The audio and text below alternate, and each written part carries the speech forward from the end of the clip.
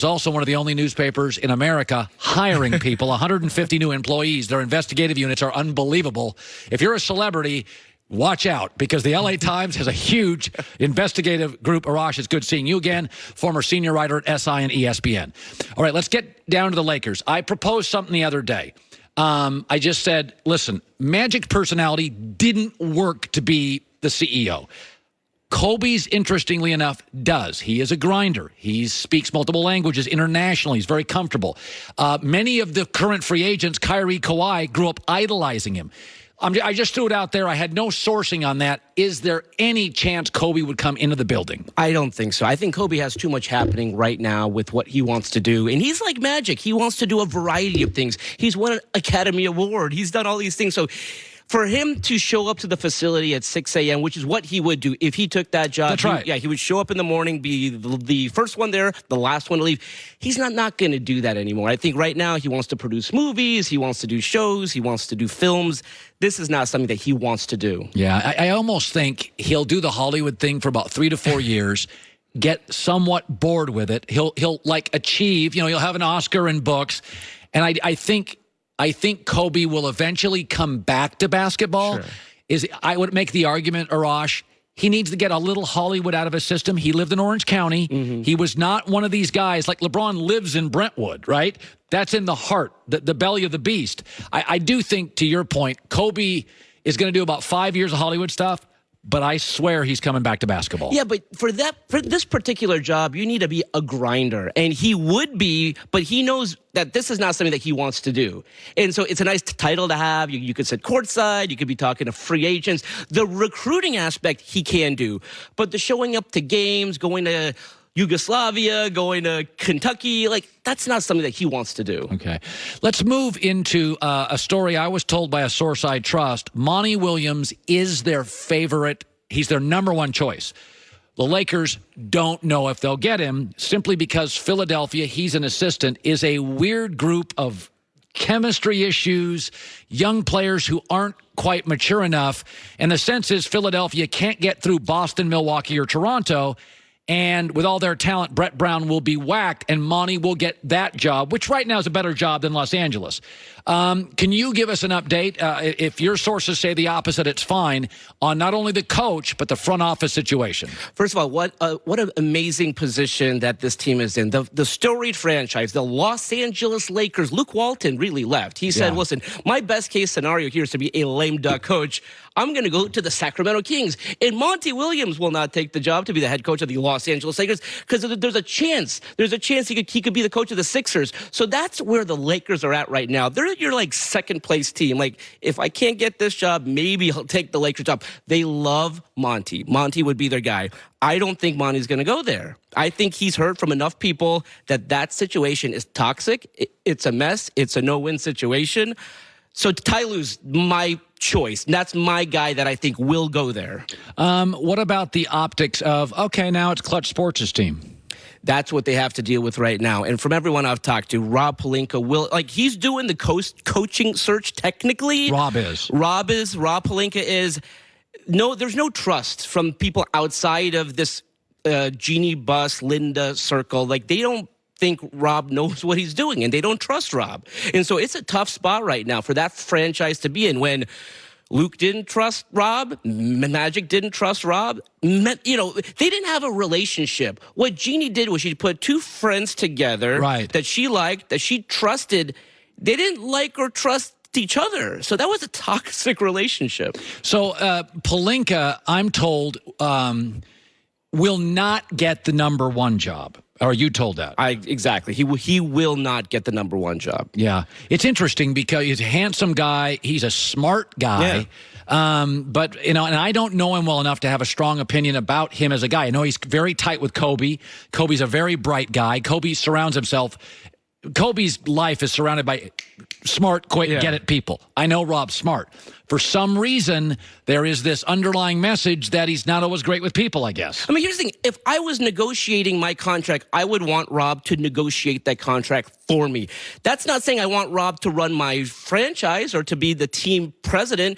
And here's the situation with that. It's not Rob's fault that he's never done this job before. So the next person that comes in here has to have a track record. And to your point, Colin, I think it's someone who's currently working for a playoff team, who's built a playoff team. Yeah, so that's what I'm hearing. It's somebody currently, the Lakers are going to wait it out. They are communicating with that person, but he's running a franchise. And finally, the free agent thing is interesting. Arash Markazi, new columnist, LA Times, one of the great newspapers in the country, just won a Pulitzer. Congrats to our people there. And a former senior writer, ESPN and SI. The free agent situation is interesting. There are tipping points all the time in business. And there was about a 15-year time where I was a big believer, just give LeBron the franchise. Mm-hmm. Even in Miami with D-Wade, I'm like, D-Wade, step aside, just give it to LeBron. Now, this is not because I don't like LeBron. I'm not there now. There's an injury, there's age, there's reality, and I think he's heavy. I think he comes with some baggage now. Who do you think, if the Lakers had a choice, who would they want to come here? Well, Kevin Durant or Kawhi Leonard, but they're not in the mix for those two guys. When you look at this summer and you look at what they did with this team, they kicked the can down the road 1 year for the chance to get KD, Kawhi. They're not getting those guys. So now you're talking about Jimmy Butler, Kemba Walker and Colin. Those are not championship players. If you put this team with a Kemba or a Jimmy Butler, maybe they're a playoff team. Maybe they're the 6th seed, but they're not a championship team. No, I agree. Yeah, no, my feeling is they're going to have to trade to get somebody. Exactly. And so then... And here's the thing. Rob is not the guy that teams want to trade with. You got to bring in a guy that if you get that phone call and you see that caller ID... Some teams aren't picking up a phone. This is Rob Pelinka. This is a real. So this is a problem. This is a problem right now. Well, and I think this of all the points you've made, there is this growing narrative that there are teams that, because remember, Rob Pelinka was an agent. Yeah. And he stole player agent. He was a rough guy, right? And agents by design are not loved by everybody. They're trying to extract money from teams and owners. So most owners, David Falk in his prime had people that didn't want to work with him. He got in shouting matches with owners. So this is why Rob, I don't think, can be the number one guy, because there's 8-10 teams that won't take a call from him. Exactly. So if you have to bring in a likable figure that everybody will at least pick the phone up. So if I said to you, who do you think the Lakers will land? You think it will be... Jimmy Butler, because he wants to come to Los Angeles. But again, that's not a championship signing. That is a good signing that makes you a playoff team. But I wouldn't have to give up anything to get him. Exactly. So that's the good thing. Now, can they package some of these young guys and trade for a superstar? That's what they would like to do. Okay, now Joey brought up something interesting. I didn't know how LeBron and Lonzo would work. The data says LeBron and Lonzo actually work really well together. Where does the organization sit on Lonzo, who, is making, his dad now has had a kind of a disruptive situation with him. He also had a goofy comment the other day, got to be all three sons. Where do the Lakers, are you told, where do they sit with Lonzo? They like Lonzo if he can stay healthy. That's a huge if. And they like where he's at as a man. He's moved on. He's saying, like, I'm not going to let my dad speak for me. I'm not going to let him take care of my yeah, exactly. So here's the thing. But they want to package these young guys, Kuzma, Lonzo, Brandon Ingram, for a superstar player. And by the way, everyone talked about that New Orleans Pelicans trade. That was a Rob Pelinka problem, too. They did not want to help the Lakers, partly because of Rob. Everyone's like, Magic Johnson. Yes, he was a problem, too. Rob, nobody realizes how big of a problem Rob Pelinka, I think, is for this team. Wow. They got a lot of obstacles. Congrats to you in the new LA Times job. Say hi to my buddy Bill Plaschke. I will. He's won a few awards. He's got a big award closet. Good seeing you, man. Thank you. Joy with the news. No. Turn on the news. This is the Herd Line News. All right, let's pound on the Lakers some more. Why not?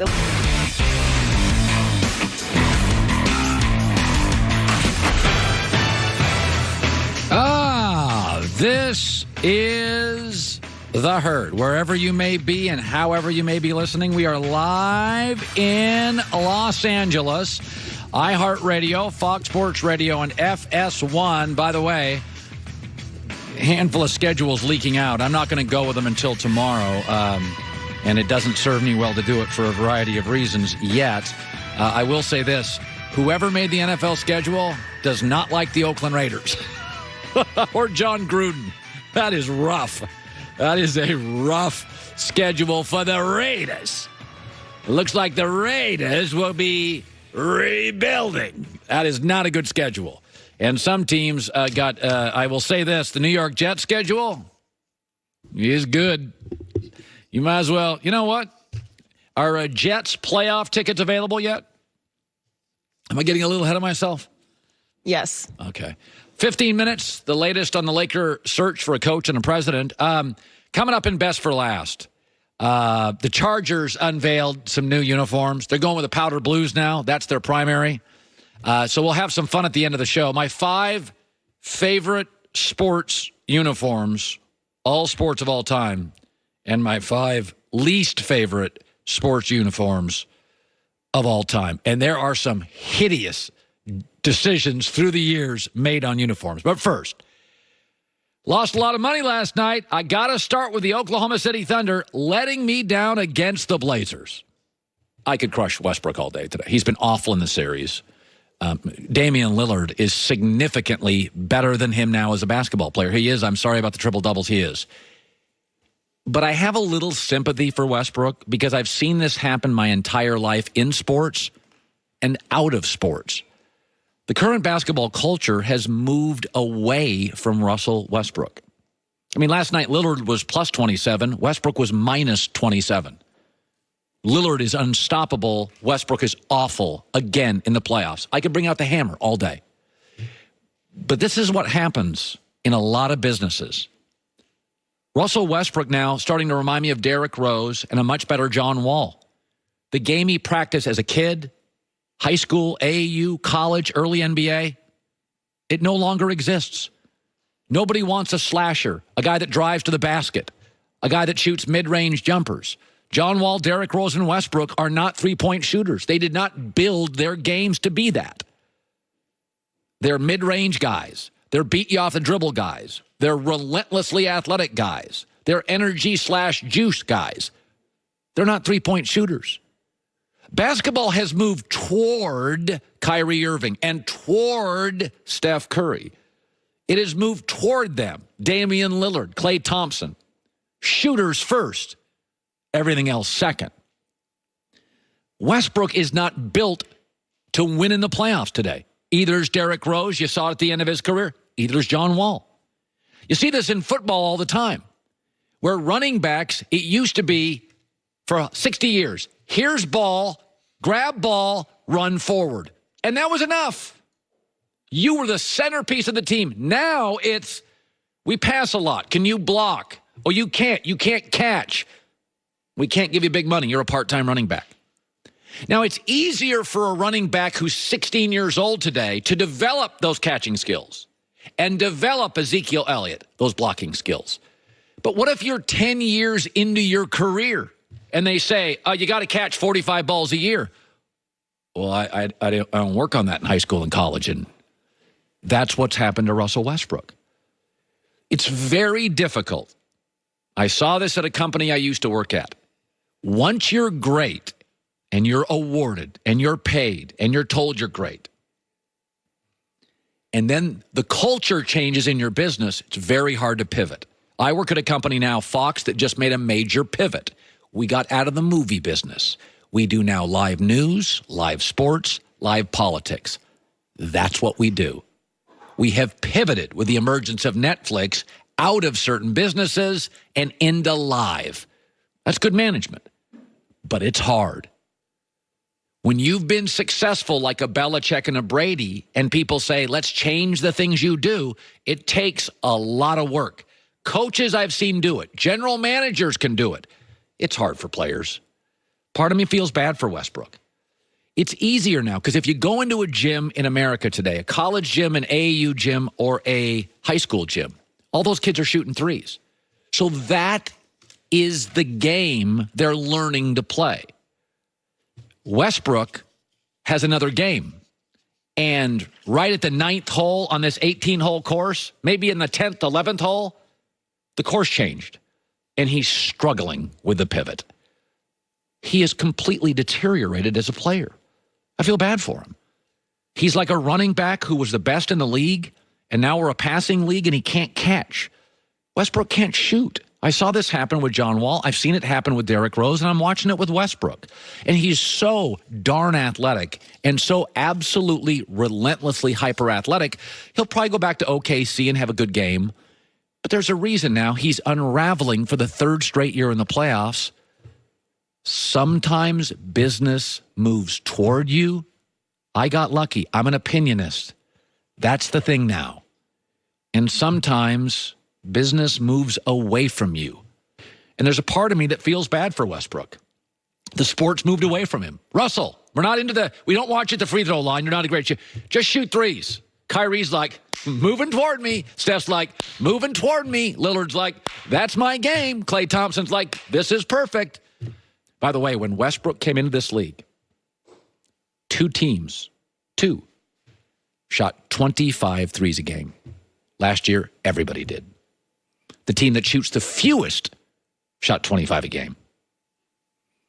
Time to pivot. I just don't think he ever will. Or frankly, I don't think he can. It's too late. Let's shift to this. As you know, Joey and I perform Big J journalism regularly on this show. Sometimes it's Little J, one source. We try to do Big J journalism, a couple sources. This is some pretty good Big J journalism. I was told last night from a great source, the Lakers interviewed Monty Williams last night on the East Coast, and he is their number 1 choice to be their head coach. Monty Williams, the current assistant for the Philadelphia 76ers. That's the Lakers' number 1 choice. They interviewed him, and they want him. But they don't know if they're going to get him. Because Philadelphia wants him, and if Philadelphia loses to Brooklyn in this series, I don't think they will. I think they'll beat them. Or if Philadelphia loses in the next series to Toronto, and I think they struggled with him regular season, then the Sixers are going to get rid of Brett Brown, and they're going to hire Monty Williams. And that will leave the Lakers with their second choice, Ty Lue. Their third, I'm told, is Juwan Howard. That's not news. So my gut feeling this morning is Ty Lue is the next Laker coach. He is not their first choice. Of course, they will say he's their first choice if they have to hire him. But they're going to wait for the Monty Williams situation to work out. Monty Williams is going to have 2 offers. Philadelphia's if the Sixers get bagged here in the first round or the second round. If Philadelphia goes to the Eastern Conference Finals, then maybe Brett Brown keeps his gig. Philadelphia is not an easy team to coach. It's got weird chemistry, some immaturity. I'm not sure Jimmy Butler gets along with anybody. I am also told this, that the Lakers already have somebody to replace Magic Johnson. And they are communicating with him, and he is okaying all these moves. He is not currently in the Laker building because he is currently running another team in the NBA that's in the playoffs. Now, that could be a handful of people. It could be a Michael Winger with the Clippers. It could be a Bob Myers with Golden State, young smart guy in Toronto. It could be, there's a couple other guys out there. But that's what I'm told this morning. So the Lakers want Monty Williams. Ty Lue is second. Monty Williams probably gets the Sixers job, though. Monty Williams, I told, if given the option, would take the Sixers job. He thinks they have more players. He likes the organization. He likes the front office. He likes the ownership. Monty Williams, nobody's going to talk about this publicly. You're not going to talk as an assistant about the coaching job. But the Lakers want Monty. Ty is second, but my gut is Ty will get the job. And it should be noted that the Lakers are concerned, and perhaps the reason Ty Lue is not the number 1 candidate is because they could hire him today. The Lakers could hire Ty Lue today. They could hire him today. And I'm not sure exactly how the dinner went last night. I know the Lakers showed very keen interest. Monty Williams may wake up in a couple of days and say, I can't do this. Stories are leaking, and they may just go to Ty Lue. They may not sit around and wait. That's very possible because you're going to see a lot of rumors coming out now about Monty Williams. Monty Williams may not like that it's disrupting the Sixers, and Monty Williams may back himself out of this thing, and Ty Lue may get it. My gut is Ty Lue's going to get this job. But the Lakers, I'm told, are very concerned about the optics that now Ty Lue LeBron, it's Clutch Sports, it's LeBron's team. They are concerned about that. They do not ideally want that to happen, but they may not have a choice. Very few teams, it should be noted, in pro sports get everything they want outside of New England. Even Golden State's got their issues. Boogie Cousins now gone. Kevin Durant may leave. So if you look at the NBA, it's always been kind of a series of concessions. You have to overpay for some people. Lakers have some things that are not ideal. They don't want to be seen as LeBron's team, but LeBron's on the team and Ty Lue's out there and he's the best candidate with Monty Williams and they probably won't get Monty Williams, and that's the reality of it. So, life's about concessions. Marriage is about concessions. If you don't want to have concessions, be single the rest of your life. Once you join teams and marriages and relationships, you're making sacrifices. So Lakers are doing some things they like, some things they don't. But even Golden State's got things, and they're the basketball nirvana of the sport. And they got some things they got to work around. They don't want to pay Draymond a lot. He wants a lot. They'd rather not pay Klay Thompson max, but if they don't pay Klay Thompson max, he's going to leave. So, I mean, the sports is concessions. New England's about the only team that their star takes a pay cut, and they've always got draft capital, and they don't pay anybody. That is a complete outlier in professional sports. Arash Markazi, new writer for the LA Times, a friend, going to stop by the show, give us updates there. Buy, sell, or hold around the corner as well. If you have not tried, I have, so I can talk about it, the incredible high-quality meat from Butcher Box, salmon, chicken, pork, beef, you got to give it a run. They deliver 100% grass-fed finished beef, free-range organic chicken, heritage breed pork right to your door. And they work closely with the best farms and companies committed to raising animals humanely. This is an ethical process. No added hormones ever. Free-range chicken, wild-caught salmon from Alaska, grass-fed beef, and free shipping. So that means it's about $6 a meal. Try go to a restaurant and order a pork chop or a steak.